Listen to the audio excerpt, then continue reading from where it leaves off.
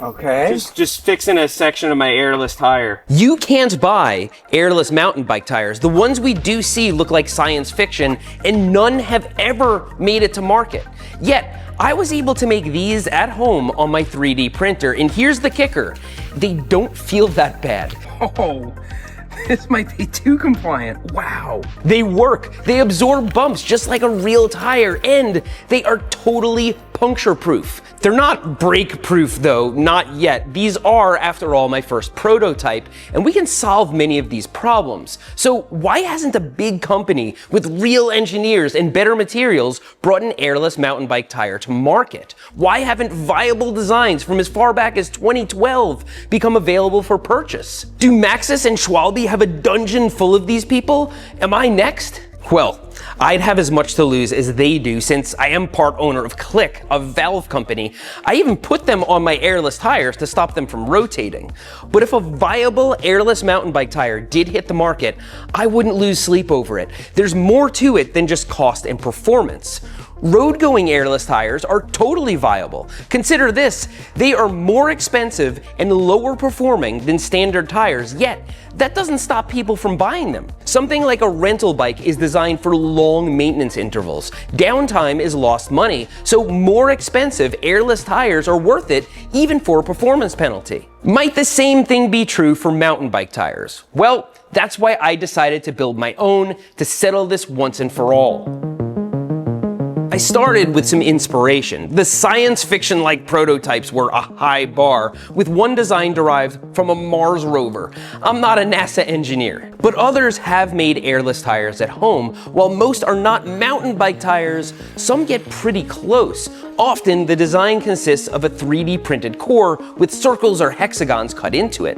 These designs are easy to print and they look like they would hold up, but they're not mountain bike tires. One maker used no 3D printing at all. Instead, the suspension consisted of cutoffs of PVC, bolted together with a rubber tread wrapped around it.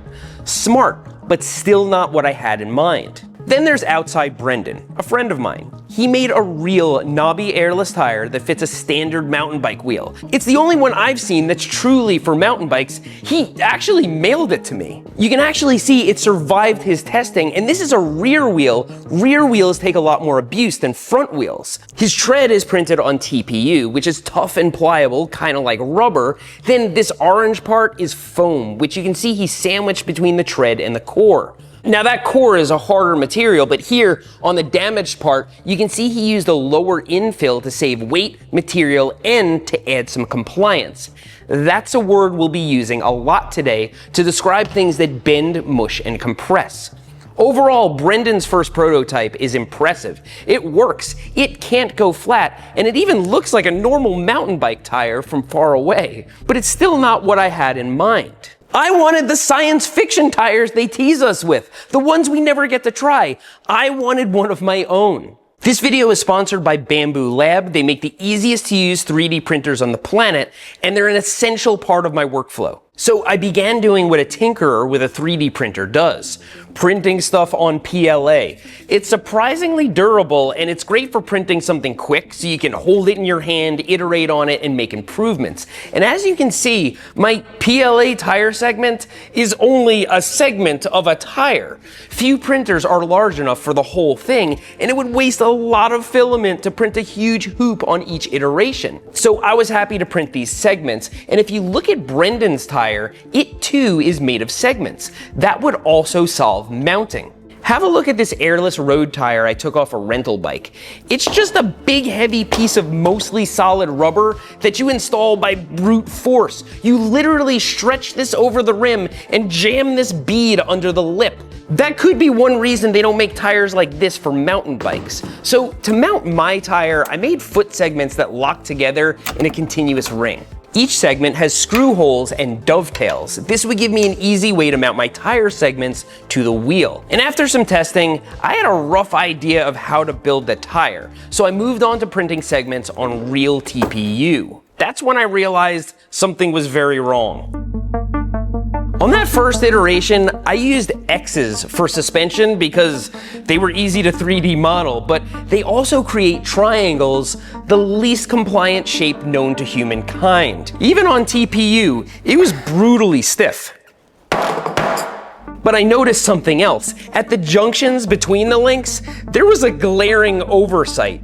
The thick vertical pillars joining the segments together were actually worse than the X's. I had created something that would comply in some areas and be totally rigid in others. Not good for a mountain bike tire. I'd not only need to abandon these X's, but also try to make the segments join differently. So I iterated again. I don't know about you, but I think best when I have a visual, and so each iteration I could hold and examine revealed more things I hadn't considered when I was limping through the initial designs. So I took everything I learned up to that point and went back to the drawing board, and I ended up with something a lot closer to what's on my bike right now. Is this the one? Holy crap. I even made a complete wheel out of all the test pieces, which all had the same dimensions and rim interfaces. These iterations are half the weight of the first ones, and they work a lot better. Everybody who makes stuff understands that moment, the moment when the thing that you were thinking about starts to take shape before your eyes. In this case, it was a mutant tire ring full of all my iterations, but that got me amped up. I needed to yet again iterate on the tire segment and reprint a revised rim interface. But this time, I felt confident it was ready to actually ride on, so I got to printing the full tire. If you would have told me when I was a kid that I could do this in my garage during my lifetime, it would have sounded like science fiction. Most anyone with a 3D printer could produce these segments one at a time, but it would take forever. My Bambu Lab H2D was working for me while I was sleeping, printing 4 tire segments at a time on its huge build plate. But remember, I also needed 8 foot sections to fit around the rim. This part is gonna get a little bit nerdy. 3D printing is done by extruding layers of filament on top of one another, but certain shapes need some help. For example, the end of this foot section contains a sort of icicle without a layer beneath it. So the only way to print it is with a temporary scaffold called a support. These are generated automatically, and they look like trees with trunks and branches. And in this case, I'm actually printing green leaves on my tree. And it's not just for fun. See, those leaves are PLA, the cornstarch stuff I mentioned earlier. It doesn't stick to the filament I'm printing the feet on. So when all is said and done, the part just detaches from it super clean.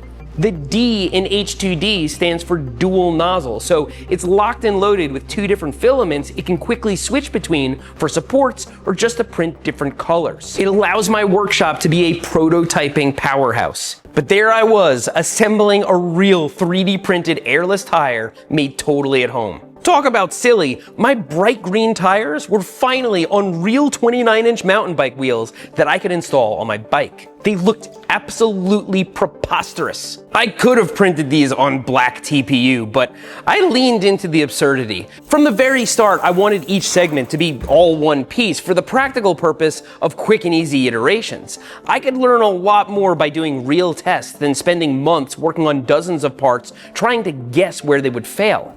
That meant using a stiffer TPU variant. You might have experienced TPU on a flexible phone case or something like that.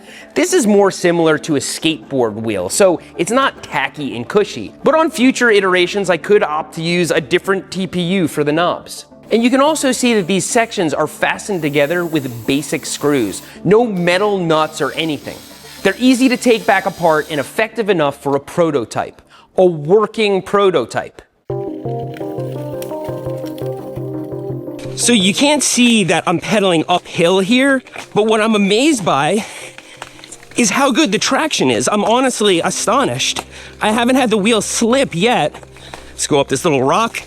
On that first ride, I started off taking it real easy, but my tires were working, and the crazy part is they didn't feel nearly as bad as I thought. They actually felt kind of good.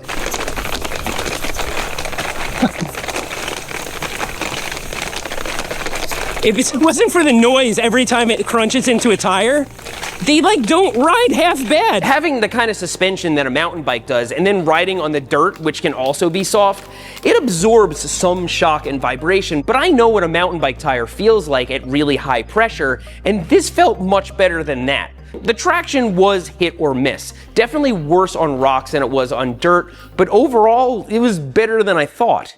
But then I started pushing these tires a little harder.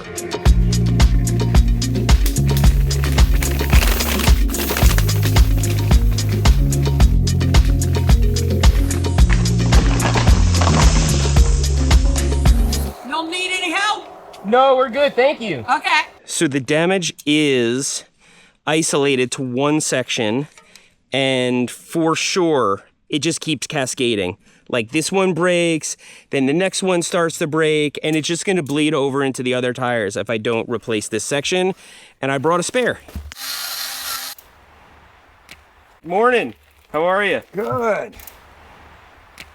Okay. Just fixing a section of my Airless tire.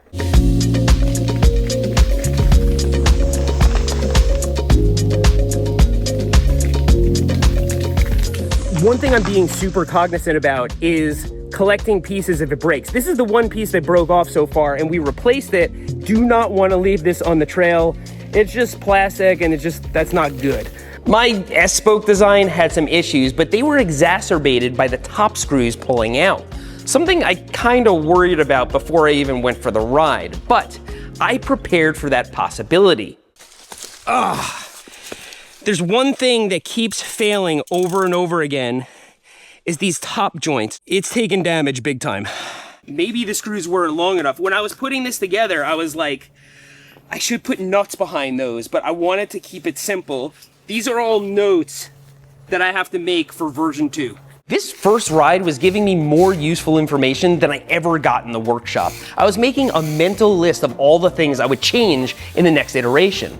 But as my rear wheel kept taking damage in different spots, I noticed the same was not happening up front. Not one thing happened to the front. The front's perfect. Sure, riding something faster and more technical would likely break the front as well, but it did confirm what most mountain bikers already know. The rear wheel of a mountain bike takes a lot more abuse. So that front wheel did survive test number 1, and the rear didn't. But I had loads of information and a very clear demonstration of why airless mountain bike tires are not sold. And unless you're a mountain biker, that reason might not be obvious. You see, my tires were 3D printed at home on one material, and they were designed by a guy with no professional engineering experience. So let's assume a capable R&D lab with experienced engineers and vast resources could fix all the problems with my design. And let's assume the end result was a $300 airless mountain bike tire that performs almost as well as a pneumatic tire. So more expensive and slightly lower performance, but completely immune to punctures. This is the same commercially viable formula for road-going airless tires sold today. And for mountain bikes, it has mostly been done already. The energy return wheel was functioning in 2012, and while it was not totally done, it was getting there. So on the surface, this seems viable, yet an airless mountain bike tire still has never been sold ever. And that's because punctures on mountain bike tires are not a big enough problem to warrant a trade-off. Most of us are riding tubeless tires with sealant. A puncture isn't always the end of your ride. Your tire may self-heal. And if you are experiencing punctures, there are tires with heavier casings. There are rim protection inserts. The heaviest tire you can get with an insert filled with sealant is still slightly lighter than my airless tire. But it is true that even the burliest mountain bike tire with added protection can still go flat. But now, we're not talking about punctures. Punctures are the least of what the hardest riders are worried about. They are smashing their rims on square-edged rocks and tearing their tires to shreds. Sometimes they're blowing the rim to pieces. There's no reason to expect that an airless tire would fare better in the actual circumstances that cause mountain bike tires to go flat. So it's not that a viable airless mountain bike tire is impossible to make, it's that the problem it solves, punctures, isn't that big of a problem for mountain bikes. which would totally explain the timing on the energy return wheel. In 2012, when these video clips of the energy return wheel were taken, tubeless mountain bike tires with sealant were increasing in popularity and have gained more traction every year since. Today, mountain bikes sold at Walmart are tubeless ready, so it's not that big mountain bike tire is locking these engineers in dungeons to protect their IP, it's that a different technology solved the problem in a lighter, cheaper, and higher performing package. But I don't really care if it's practical, I'm already working on version 2. You can see in this little section here, I've smoothed out certain failure points and even included bottom out tokens. Best of all, both the tokens and the tire knobs are printed on a slightly softer TPU for traction and compliance, thanks to those dual nozzles on my H2D. But yeah, airless mountain bike tires will never truly make sense, so why did I bother making these tires if that was the inevitable conclusion? Well, for starters, it's fun. These turned so many heads when we were out there testing. People were interested. And if I can get people interested in bikes, I'm always going to take that opportunity. And maybe making a semi-viable airless mountain bike tire could teach us some things. Maybe a gravel or bike packing tire could be viable. Or maybe it's just learning for the sake of learning. Thank you, Bambu Lab, for sponsoring this video. It's pretty great that I've already been using their H2D for the last year and love it, but you could print most everything in this video on any one of their other printers, just maybe in smaller sections. So check out the links below to support my sponsor, and thanks for riding with me today, and I'll see you next time.